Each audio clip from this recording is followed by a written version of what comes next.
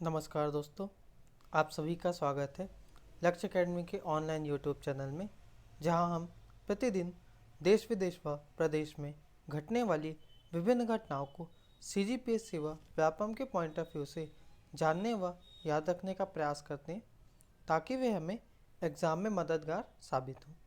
तो चलिए आज की क्लास शुरू करते हैं। बढ़ते हैं पहले सवाल की तरफ। हाल ही में प्रधानमंत्री नरेंद्र मोदी ने किस माइक्रो ब्लॉगिंग साइट को छोड़ने का फैसला किया है? हाल ही में प्रधानमंत्री नरेंद्र मोदी ने किस माइक्रो ब्लॉगिंग साइट को छोड़ने का फैसला किया है? पहला ऑप्शन फेसबुक, दूसरा ऑप्शन ट्विटर, तीसरा ऑप्शन सीना वीबो जो कि वेबो है, चौथा इनमें से कोई नहीं। इस सवाल का सही जवाब है वेबो। यह चाइनीज सोशल मीडिया साइट है जिसे मोदी जी ने 2015 में ज्वाइन किया था, जिसे अभी उन्होंने छोड़ दिया है। आगे बढ़ते हैं। भारत ने अपने पहले सोशल मीडिया सुपर ऐप को क्या नाम दिया गया है? भारत ने अपने पहले सोशल मीडिया सुपर ऐप को क्या नाम दिया है?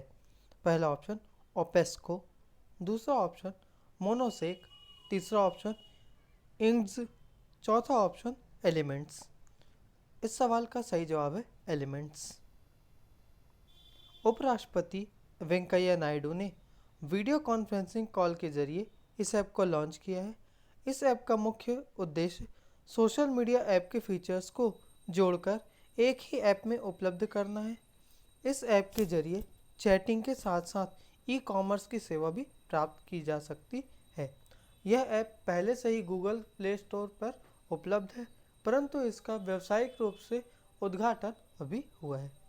आगे बढ़ते हैं। भारत ने किस वर्ष के एशियन कप फुटबॉल की दावेदारी प्रस्तुत की है? भारत ने किस वर्ष के एशियन कप फुटबॉल की दावेदारी प्रस्तुत की है? पहला ऑप्शन 2022, दूसरा ऑप्शन 2024, तीसरा ऑप्शन 2027, चौथा ऑप्शन इनमें से कोई नहीं। इस सवाल का सही जवाब है 2027। आगे बढ़ते हैं। हाल ही में अंतर्राष्ट्रीय सहकारिता दिवस कब मनाया गया है? हाल ही में अंतर्राष्ट्रीय सहकारिता दिवस कब मनाया गया है? पहला ऑप्शन 1 जुलाई, दूसरा ऑप्शन 2 जुलाई, तीसरा ऑप्शन 3 जुलाई, चौथा ऑप्शन 4 जुलाई। इस सवाल का सही जवाब है 4 जुलाई। प्रत्येक वर्ष जुलाई माह के प्रथम शनिवार को अंतर्राष्ट्रीय सहकारिता दिवस मनाया जाता है। इस वर्ष की थीम कूप्स फॉर क्लाइमेट एक्शन थी। इस दिवस को मनाने का उद्देश्य संयुक्त राष्ट्र सहकारिता के बारे में जागरूकता बढ़ाना है। आगे बढ़ते हैं। लोन वर्राटू अभियान किस जिले में संचालित है? लोन वर्राटू अभियान किस जिले में संचालित है? बीजापुर, नारायणपुर, सुकमा, दंतेवाड़ा। इस सवाल का सही जवाब है दंतेवाड़ा। यह नक्सलियों की घर वापसी का अभियान है। आगे बढ़ते हैं। हाल ही में रेल मंत्रालय ने कितनी आधुनिक यात्री रेलगाड़ियों के परिचालन के लिए निजी निवेश के पहल की अनुमति दी है? हाल ही में रेल मंत्रालय ने कितनी आधुनिक यात्री रेलगाड़ियों के परिचालन के लिए निजी निवेश के पहल की अनुमति दी है?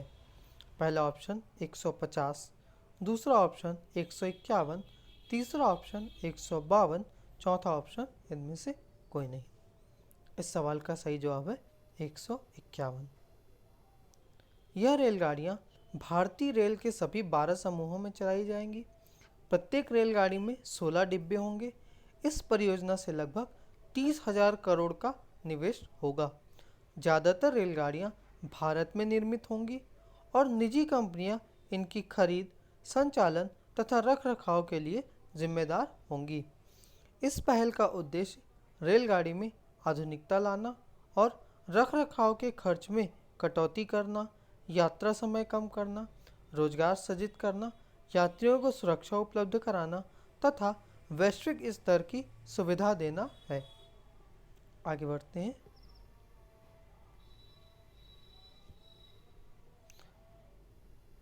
हाल ही में इस माफ़ कीजिएगा हाल ही में इसरो के द्वारा भेजे गए मंगलयान ने फोबोस की छवियों को कैप्चर किया है। फोबोस किसका चंद्रमा है? हाल ही में इसरो के द्वारा भेजे गए मंगलयान ने फोबोस की छवियों को कैप्चर किया है। फोबोस किसका चंद्रमा है? पहला ऑप्शन बृहस्पति, दूसरा ऑप्शन मंगल, तीसरा ऑप्शन शुक्र, चौथा ऑप्शन शनि। इस सवाल का सही जवाब है मंगल। भारत ने 5 नवंबर 2013 को आंध्र प्रदेश के श्रीहरिकोटा से PSLV रॉकेट के जरिए इसे प्रक्षेपित किया था, अर्थात मंगलयान को प्रक्षेपित किया था, जिसे 24 सितंबर 2014 को सफलतापूर्वक मंगल की कक्षा में स्थापित कर दिया गया था। यह उपलब्धि हमने प्रथम प्रयास में ही प्राप्त कर ली थी। इस मिशन की लागत 450 करोड़ रुपए थी। इस मिशन का उद्देश्य मंगल की सतह और खनिजों की संरचना का अध्ययन करना तथा वहां के वायुमंडल में मौजूद मीथेन के बारे में पड़ताल करना है। मंगल पर मीथेन की मौजूदगी जीवन की ओर संकेत करती है। फोबोस मंगल का चंद्रमा है। आगे बढ़ते हैं। हाल ही में स्वच्छ सर्वेक्षण 2021 टूल किट किसके द्वारा लॉन्च किया गया है? हाल ही में स्वच्छ सर्वेक्षण 2021 टूल किट किसके द्वारा लॉन्च किया गया है? पहला ऑप्शन हरदीप सिंह पुरी, दूसरा ऑप्शन नरेंद्र मोदी, तीसरा ऑप्शन पीयूष गोयल, चौथा ऑप्शन इनमें से कोई नहीं। इस सवाल का सही जवाब है हरदीप सिंह पुरी, जो कि आवास और शहरी मामलों के मंत्री हैं।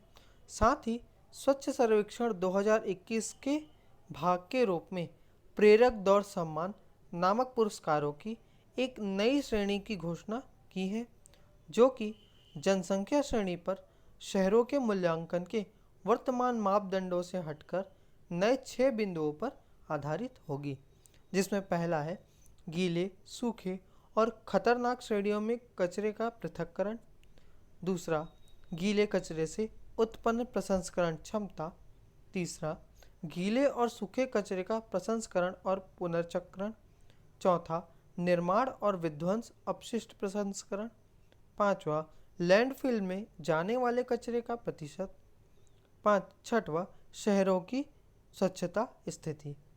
इस सम्मान की 5 उप श्रेणियाँ भी हैं।